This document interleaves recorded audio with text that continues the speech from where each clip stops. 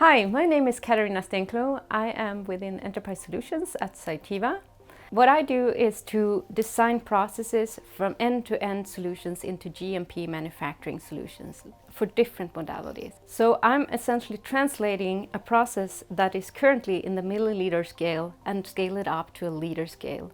And especially for mRNA, where you are doing a lot of decisions very early, while you're still very early in your process design.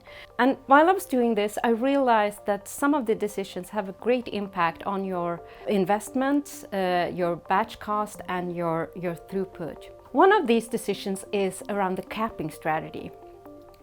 The capping can be done either as a one-pot reaction, as co-capping, or it can be done enzymatically, where the capping is separated from the IVT reaction, maybe by 1 or 2 process steps.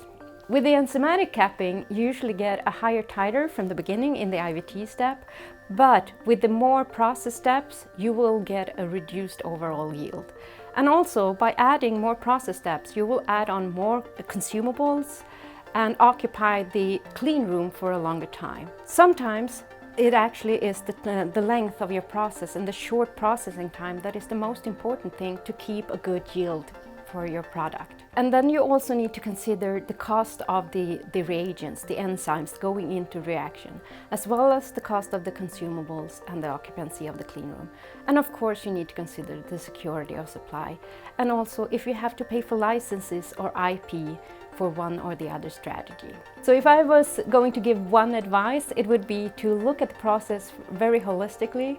Do a process modeling for your process scale at very early stages to make these right decisions depending on cost and time.